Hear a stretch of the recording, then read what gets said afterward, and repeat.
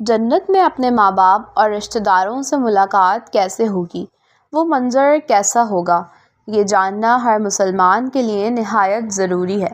شروع اللہ کا نام لے کر جو بڑا مہربان نہایت رحم کرنے والا ہے۔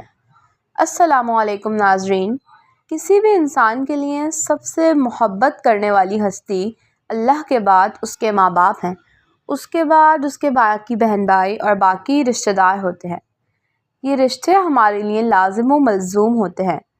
ناظرین، جنت ایک ایسی حسین ترین جگہ ہے جو اللہ نے اپنے پیارے بندوں اور ایمان والوں کے لیے بنائی ہے، اور اس میں ایسی ایسی نعمتیں رکھی ہیں جو کسی آنکھ نے دیکھی نہ ہوں اور سماعتوں نے سنی نہ ہوں، اور نہ ہی کبھی کوئی دل میں اس کا خیال آیا ہو، اور نہ ہی کوئی اس کے بارے میں کبھی سوچ پایا ہو۔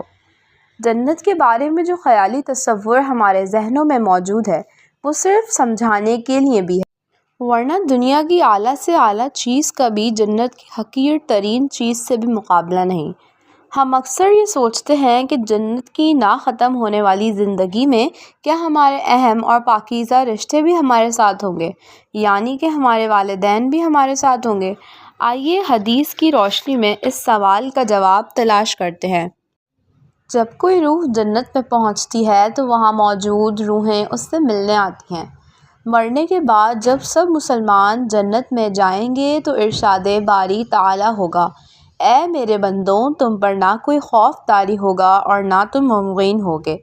میرے وہ بندے جو میری آیات پر ایمان لائے اور میرے فرمانبردار رہتے تھے، تم سب لوگ خوشی اور چمکتے چہروں کے ساتھ جنت میں داخل ہو جاؤ گے۔ سبحان اللہ۔ جنت میں ہر وہ چیز ہوگی جس کو دل کی خواہش ہوگی، اور ان لوگوں سے کہا جائے گا کہ تم لوگ جنت میں ہمیشہ رہو گے۔ ان باتوں سے یہی ظاہر ہوتا ہے کہ جنتی مردوں کی بیویاں بھی ان کے ساتھ ہی ہوں گی، اور انہیں ہر وہ چیز ملے گی جس کی وہ خواہش کریں گے۔ حضور پاک صلی اللہ علیہ وسلم نے فرمایا کہ تمہارے اعمال تمہارے ان رشتہ داروں اور خاندان والوں کے سامنے جو آخرت یعنی عالم برزخ میں ہیں پیش کیے جاتے ہیں۔ اگر ہمارے اعمال نیک ہوں گے تو وہ خوش ہوں گے اور کہیں گے کہ اے اللہ، آپ کا فضل ہے، بس اپنی یہ نعمت ان پر پوری کر دیجئے اور ان کو موت دیجئے۔ اس طرح ان کے سامنے گنہگار کا بھی عمل پیش ہوتا ہے۔ مختلف روایات سے معلوم ہوتا ہے کہ جنت میں مختلف رشتہ دار ایک دوسرے کو پہچانتے ہوں گے اور ایک دوسرے سے ملتے جلتے رہیں گے۔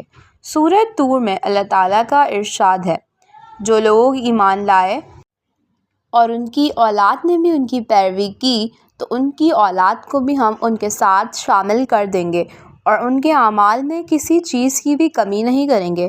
حضرت ابن عباس رضی اللہ تعالیٰ عنہ سے روایت ہے کہ بے شک اللہ تعالیٰ مومن کی آنکھ کو ٹھنڈا کرنے کے لیے اس کی اولاد کو ان کے اصل مقام پر پہنچا کر ان کو ان کے درجے تک پہنچا دیں گے، اگرچہ اولاد اپنے اعمال کے اعتبار سے اس درجے تک نہ پہنچی ہو۔ جو لوگ جنت میں جائیں گے جنہوں نے دنیا میں نیک اعمال کیے ہوں گے، جبکہ جنت میں ایسے لوگ بھی موجود ہوں گے جنہوں نے دنیا میں گناہ کیے ہوں گے لیکن اپنے گناہوں پر شرمندہ ہوں گے، اور انہوں نے اپنے گناہوں پر شرمندہ ہو کر اللہ سے معافی مانگ لی ہوگی اور سچے دل سے توبہ کر لی ہوگی، تو پھر اللہ تعالیٰ انہیں معاف کر کے جنت میں داخل کر دیں گے۔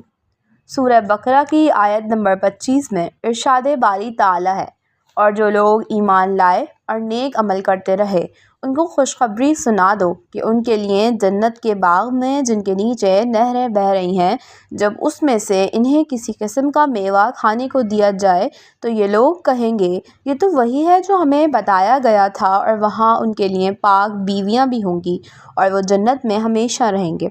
حضرت ابو ہریرہ رضی اللہ تعالیٰ عنہ سے روایت ہے کہ جناب رسول اللہ صلی اللہ علیہ وسلم نے ارشاد فرمایا، جو لوگ دوزخ میں داخل کیے جائیں گے ان میں سے دو شخص کی چیخ و پکار بہت زیادہ ہوگی، پھر اللہ تبارک و تعالیٰ حکم دیں گے کہ ان دونوں کو باہر نکالو، اور پھر جب ان کو باہر نکالا جائے گا اور اللہ پوچھیں گے کہ کس وجہ سے تمہاری چیخ و پکار اتنی سخت ہو گئی تھی، وہ عرض کریں گے کہ ہم نے یہ اس لیے کیا تھا کہ آپ ہم پر رحم فرمائیں گے۔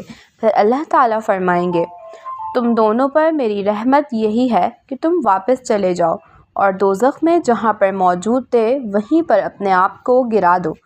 چنانچہ وہ چل پڑیں گے۔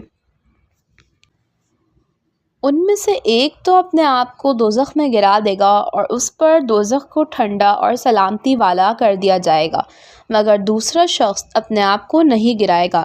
اللہ تبارک و تعالیٰ اس سے پوچھیں گے، تمہیں کس بات نے منع کیا؟ تم نے اپنے آپ کو اس طرح نہیں گرایا جس طرح تمہارے ساتھی نے گرا دیا تھا۔ وہ عرض کرے گا، یا رب، میں امید کرتا ہوں آپ مجھے دوزخ سے نکالنے کے بعد دوبارہ اس میں داخل نہیں فرمائیں گے۔ تو اللہ اس سے فرمائیں گے کہ تیرے لیے تیری امید کے مطابق معاملہ کرتے ہیں۔ چنانچہ ان دونوں کو جنت میں داخل کر دیا جائے گا۔ سبحان اللہ۔ اللہ تعالیٰ سے دعا ہے کہ اللہ تعالیٰ ہم سب کو نیک اعمال کرنے کی توفیق عطا فرمائے اور سب کو جنت الفردوس میں اعلیٰ مقام عطا فرمائے۔ آمین۔